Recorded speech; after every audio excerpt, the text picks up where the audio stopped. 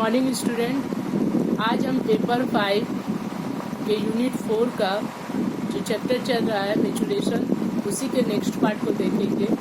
जैसा कि last video में हमने डिस्कस किया था कि मैचुरेशन क्या है और उसकी क्या विशेषता होती है। मैचुरेशन एक उम्र के साथ जैसे जैसे बच्चा बड़ा होता है वैसे वैसे उसकी शारीरिक मानसिक स्थिति में क्या होती है, परिवर्तन होती है।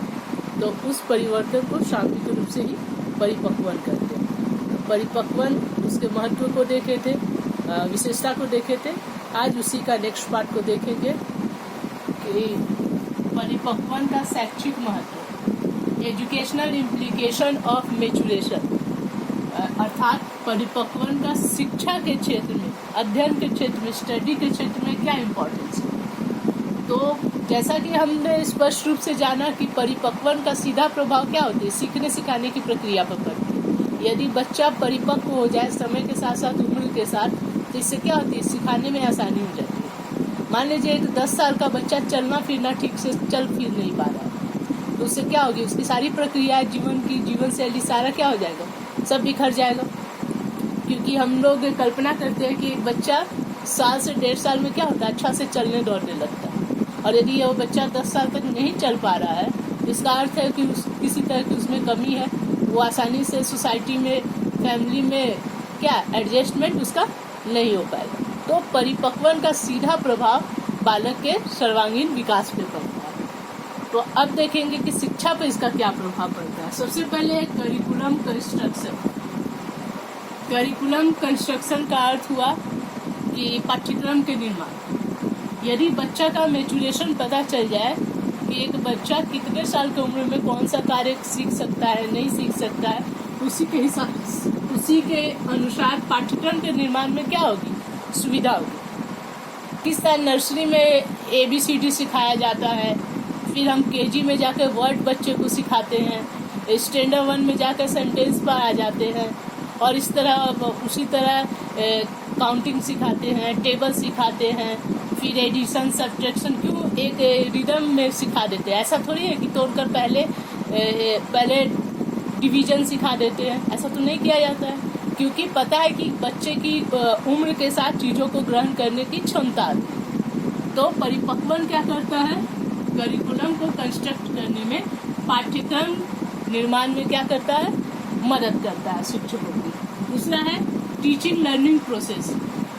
परिपक्वन क्या होता है, शिक्षण अधिगम प्रक्रिया को स्मूथली करने में क्या करता है, आसानी कर देता है। यदि बच्चा परिपक्व रहेगा क्लास के साथ, उम्र के साथ, जिस कक्षा में उसे जितना परिपक्व मैचुरेशन दिखाना चाहिए, तो इससे क्या होगा, टीचिंग लर्निंग प्रोसेस क्या हो जाएगी, आसान हो जाएगी। और यदि बच्चा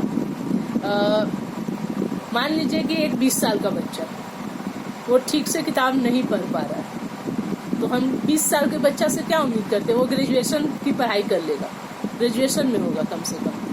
तो ग्रेजुएशन में ना होकर यदि उस बच्चे को वो सीखने में असक्षम रहेगा, सक्षम नहीं रहेगा, तो क्या करेंगे, फिर उसको नर्सरी KG में डालना होगा। तो इससे क्या होगा, टीचिंग लर्निंग प्रोसेस क्या होगा, उस बच्चे की पूरी तरह से प्रभावित होगी। शिक्षकों को भी कई तरह की कठिनाइयों का सामना करना पड़ेगा। तो इसके लिए ज़रूरी है कि परिपक्वन यदि सही रहेगा तो टीचिंग लर्निंग प्रोसेस भी आसान हो जाएगी, अदरवाइज उसमें क्या हो जाएगी, कई तरह की दिक्कत होगी। Selection of teaching method, TLM, ETC, अर्थात शिक्षण विधि, शिक्षण अधिगम पदार्थ या सामग्री, और भी जैसे होते हैं टीचिंग स्किल, इन सब के सिलेक्शन में भी आसानी होती है। क्योंकि बच्चे के मैचुरेशन के हिसाब से, मान लीजिए कि छोटा उम्र का बच्चा है, तो पता है कि उसको हम लेक्चर के माध्यम से केवल नहीं पढ़ा सकते, उसके लिए हमें डेमोन्स्ट्रेशन करना होगा, बहुत सारे TLM का इस्तेमाल करना होगा, जिससे वो आसानी से देख के सीखेगा।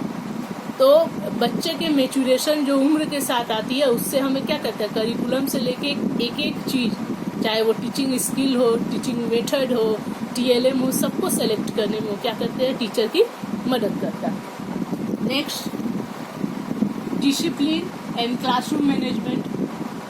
मैचुरेशन के हिसाब से टीचर्स क्या कर सकते हैं, कक्षा में डिसिप्लिन को भी आसानी से अरेंज कर सकते हैं। जैसे नर्सरी केजी के बच्चे को हम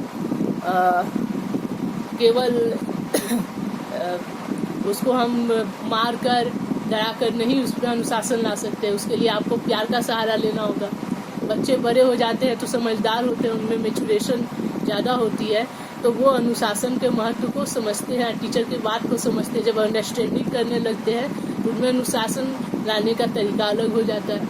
बच्चे जब बड़े हो जाते हैं तो उनके साथ साथ उनका अंडरस्टैंडिंग लेवल और ज़्यादा हाई हो जाता है। तो ऐसे स्थिति में अनुशासन का रूपरेखा भी बदलते जाता है। तो मैचुरेशन का प्रभाव क्लास में अनुशासन और क्लास में मैनेजमेंट, कक्षा व्यवस्था में भी क्या करती है, शिक्षकों की मदद करती है। नेक्स्ट देखेंगे तो ये मुख्य रूप से परिपक्वन है, यानी अर्थात कहने का अर्थ है कि परिपक्वन क्या करता है, शिक्षक को शिक्षण प्रक्रिया और बच्चों को लर्निंग प्रक्रिया में क्या करती है, मदद करती है। यदि मैच्योरेशन सही ढंग से होगा बच्चा को तो सीखने वो आसानी से चीज़ों को ग्रहण कर लेगा उम्र के साथ। और यदि उसकी मैच्योरेशन में किसी तरह की असुविधा होगी, दिक्कत होगी, परेशानी होगी, तो उसको सीखने में भी क्या होगा, उसकी सीखने की प्रक्रिया क्या हो जाएगी, धीमी हो जाएगी या रुक जाएगी। तो सीखने का सीधा प्रभाव किस पे पड़ता है, मैच्योरेशन का सीधा प्रभाव सीखने पे पड़ता है। यानी मैच्योरेशन लर्निंग को डायरेक्ट क्या करता है, इफेक्ट डालता है या इफेक्ट करता है। अब देखेंगे नेक्स्ट इसी में टॉपिक है relation between learning and maturation. सीखने और परिपक्वन में क्या संबंध है और difference between learning and maturation, अर्थात सीखने और परिपक्वन में क्या अंतर है। तो संबंध में ये अभी तक तो जो हम लोग पढ़े हैं, जो समझे हैं, उसमें यही समझ में आया कि सीखने की प्रक्रिया पे मैच्योरेशन का सीधा प्रभाव होता है। यदि बच्चे का मैच्योरेशन सही उम्र के साथ उसका शारीरिक मानसिक वृद्धि नहीं होगा तो वो अपनी कोई भी कार्य को सही ढंग से नहीं कर पाएगा। यदि 10 साल का बच्चा चलने फिरने नहीं सीख पाया है तो वो अपनी सारी दैनिक जीवन की प्रक्रिया कैसे सही ढंग से कर पाएगा, नहीं कर पाएगा। तो सीखने पर परिपक्वता का सीधा प्रभाव पड़ता है और बिना परिपक्वन बच्चे की सीखने की प्रक्रिया को, सिखाने की प्रक्रिया को वो आसान नहीं हो सकती है।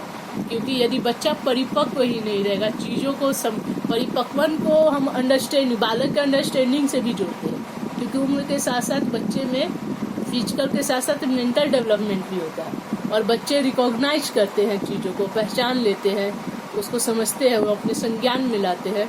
तो इसके लिए परिपक्व होना उनका बहुत जरूरी है। तो सीखने की प्रक्रिया को यदि तीव्र करना है तो मैच्योरेशन भी उसमें क्या होनी चाहिए, बेहतर होनी चाहिए। और यदि मैच्योरेशन बेहतर नहीं होगा तो सीखने की प्रक्रिया भी क्या हो जाएगी, धीमी हो जाएगी। नेक्स्ट है डिफरेंस बिटवीन देम, अर्थात सीखने और परिपक्वन में क्या अंतर होता है। तो अंतर ये होता है कि कहा जाता है कि ये दोनों क्या है, अध्ययन एजुकेशन में दोनों एक फैक्टर है, सीखना भी और परिपक्वता। तो दोनों के आपस में सहयोग से ही एक बालक का सर्वांगीण विकास संभव है। और लेकिन फिर भी इसके बावजूद इन दोनों में काफ़ी अंतर होते हैं। जैसे परिपक्वता हर बच्चे में समान रूप से होता है, लेकिन सीखने का दर क्या होता है, सभी बच्चों में एक समान नहीं होता। जैसे हम कल्पना करते हैं कि 2 साल का बच्चा है तो उसका दांत निकल आएगा, 2 साल का बच्चा है तो वो चलने फिरने लगेगा, 5 साल का बच्चा है तो दौड़ने लगेगा, आसपास में खेलने कूदने लगेगा, 10 साल का बच्चा है तो वो विद्यालय जाने लगेगा। ये एक मैच्योरेशन है, ये कॉमन हर एक स्टूडेंट में, हर एक बच्चे में वो जन्म के साथ जैसे जैसे वो बड़ा होते जाता है वैसे उसमें आते जाते हैं। लेकिन सीखना वो स्वतः चालित प्रक्रिया नहीं, ऑटोमेटिक वो नहीं होती है, स्वचालित नहीं होती है। सीखेगा वही जो प्रयास करे। और मैच्योरेशन रेशियल होता है, सब में होता है, सभी बच्चों में होता है, सभी जीव में एक समान गति से होता है। लेकिन सीखने की प्रक्रिया सब में एक समान गति से नहीं होती। जो जितना अभ्यास करेगा वो उतना ही सीखेगा। लेकिन मैच्योरेशन के लिए अभ्यास की जरूरत नहीं है। बच्चा नहीं भी सीखने की कोशिश करेगा तो भी 10 साल का बच्चा 10 साल जैसा दिखेगा, 5 साल का बच्चा 5 साल की तरह दिखेगा। दांत निकलना रहेगा तो समय पर वो निकल जाएगा। उठना बैठना कूदना कॉमन सब बच्चे में हो जाती है। लेकिन साइकिल सीखना ये सब बच्चे में एक समान गति से नहीं होगा। जो बच्चा प्रयास करेगा, मेहनत करेगा, कोशिश करेगा, वही क्या होगा, साइकिल चलाना सीख पाएगा, पढ़ना सीख पाएगा, और भी जो विभिन्न तरह के जो वातावरणीय प्रक्रिया है वो वही बच्चा कर पाएगा जो अभ्यास करेगा, मेहनत करेगा। इसलिए सीखना क्या है, व्यक्तिगत प्रक्रिया है। लेकिन परिपक्वता क्या है, यह एक सामाजिक रूप से चलने वाली प्रक्रिया है, सभी में समान गति से, यानी प्राकृतिक प्रक्रिया, नेचुरल प्रोसेस है। तो लेकिन हाँ, परिपक्वन सीखने की प्रक्रिया को क्या करती है, बढ़ा देती है। लेकिन परिपक्वन में सीखने का कोई विशेष प्रभाव नहीं होता है। लेकिन सीखने पर परिपक्वन का क्या होता है, सीधा प्रभाव होता है। जो बच्चा जितना परिपक्व होगा वो उतना ही इजीली सीख जाएगा, और यदि बच्चा परिपक्व नहीं है तो उसे सीखने में क्या कठिनाई होगी। तो ये रहा सीखने और परिपक्वता में अंतर। तो इस प्रकार इस वीडियो में हमने देखा कि परिपक्वन का क्या शैक्षिक महत्व है, इसका ये लर्निंग के साथ कैसा संबंध है, क्या लर्निंग और परिपक्वन में, मैच्योरेशन में क्या डिफरेंस है। तो सीखने सिखाने की प्रक्रिया में परिपक्वता का यानी मैच्योरेशन का सीधा प्रभाव पड़ता है। चलिए आज के लिए इतना ही। नेक्स्ट वीडियो में हम नेक्स्ट टॉपिक को डिस्कस करेंगे। Thank you.